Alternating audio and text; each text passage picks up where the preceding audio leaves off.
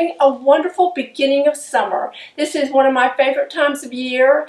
I love all the flowers that are coming up. I have azaleas I just picked from my front yard.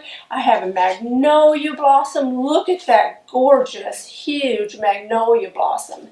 So I am going to put these to use. We'd like to display our flowers in a variety of ways. You don't want to use the same vase and put the same flowers in the same vase. One thing that I have been doing that's a little bit different than flower arranging, and you know, I really like flowers, and I think a lot of us do, especially this time of year, but that is floating flowers. And so I'm going to show you how I float flowers, and we're going to float different kinds. We have hydrangeas, azaleas, magnolias, and I have a variety of other flowers here that come up this time of year. So we're going to play with those, and I'm going to use various things from around the house that you probably have just as well. There's no need to go out and buy one thing.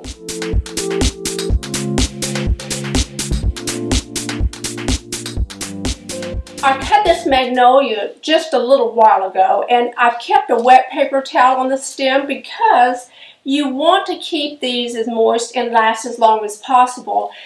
As huge as magnolias are, they're fairly delicate. I want to show you how different a blossom can look when it's in a different container. So first of all, I want to place this, and you know, I'm going to take some of these stems off because it can get fairly heavy.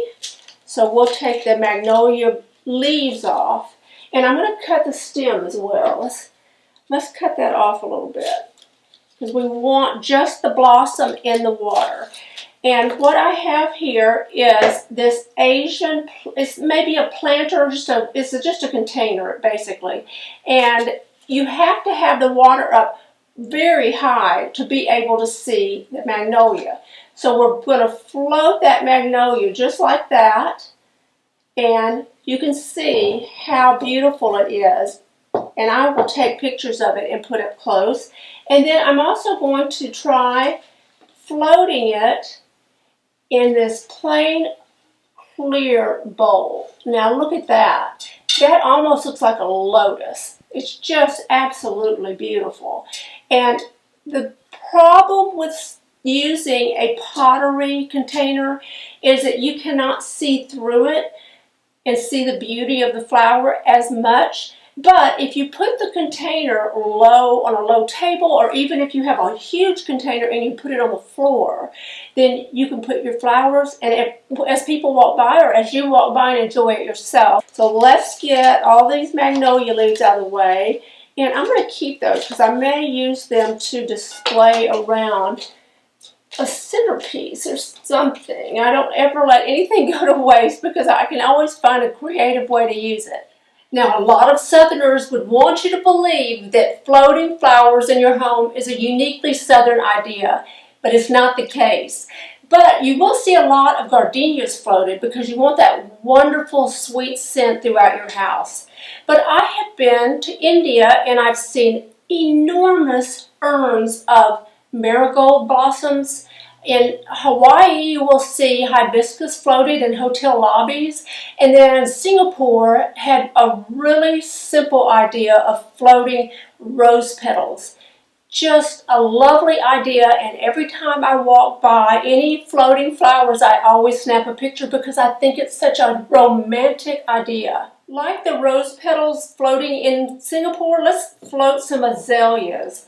I have azaleas growing all over my front yard, and these are white, so I am going to just float these in the water like this. I'm taking the stems off because it will sink them, and then, you know, it's not as pretty because they're mostly underwater. Let's leave a couple little leaves floating. Maybe that will add a little interest. So we have that, and we can just float as many as you want, but I like floating a few so that there's some movement. I like a little bit of movement going on, so I don't want a lot of flowers in there. If you set this outside on your patio, the breeze will move them around, and it's just so lovely. So we did that one. And now, this is a little bit of a selfish idea because I love flowers everywhere, so what you can do is just take a wine glass of some type, a goblet, a martini glass, whatever you want, and then, let's see, you can take, this is not a Gerber daisy. I don't think this is a Gerber daisy. It may be. And then, where is my scissors? Here they are. Now see, I'm going to cut this all the way up to this blossom, and I'm just going to float that in the top, just like that. Isn't that lovely? That one, or we could float it in a bigger one and it would move. There. I think I like that better because it's moving. What we could do with a goblet like this is these little tiny pink flowers, almost like a thrush. You could take the petals and sprinkle them, and this would look lovely in a powder room, or if you have guests who are coming to visit with you at some point, put it beside their bed, and you have this goblet of little tiny flowers. Whoops, drop that. Isn't that lovely? I love the idea, and I could probably put every flower I ever have in a float, but I am not going to do that. I do like arranging flowers as well. So you can take, now here is, I believe this is an ashtray. If it's not an ashtray, it's just a little relish dish, and it's flat, which is perfect for floating petals. So I'm going to fill this one with water. And then, let's see, what can we do with this one? Here is another daisy. Here is a pink daisy. I'm going to float that. Then I'm going to take some of the little pink flowers and we're going to float those around the main blossom and give it a little different feel. You do not need elaborate crystal bowls or Asian pottery or anything like that. You can use little glass containers. This is from Hobby Lobby. It's actually for a candle. It's cut on an angle, and it is really great for floating one flower. Like I said, for guests or just to put beside your own bed. Now let's see, what do we want to use here? Here is some type of a little purple flower, almost like a miniature mum. We could float that, and we could sprinkle some more of these pink around it. Then you have several colors in one little float. Look at this. Actually, I want to take some more of that stem off because as I look through the glass, you can see the stem sticking down, and I want it to only float on top of the water. Now, that is much better. Beautiful. So let me give you a word of advice. I have tried to float hydrangeas. They don't work as well. They tend to hold the water in all of their little petals. Now, if you want to pull the petals off and float the petals, that works much better. But to try to put an entire hydrangea blossom into the water rarely has worked for me. If you have a secret way of doing it, let me know because I would love to float my hydrangeas. They will all start blooming before long, and most of mine are blue. These are white, but most of them are blue, and I like to make huge arrangements in here, but I would also love to scatter them throughout the house. But let's see, we have one other idea that I want to share with you, and that is just a clear bowl. Now see, this is just a tiny little salad or soup bowl. Clear glass. You can get this at Dollar Tree. You don't need anything elaborate. The flowers is what makes it elaborate. So I am going to take, let's see, here is a little stem.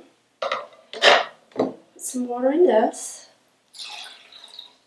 Need to get some more water, don't we? Put a little stem of these tiny, tiny little flowers. Float that on top, and then around that, I am going to float. Let's float some hydrangea petals around it. That would be cute. Just sprinkle them in.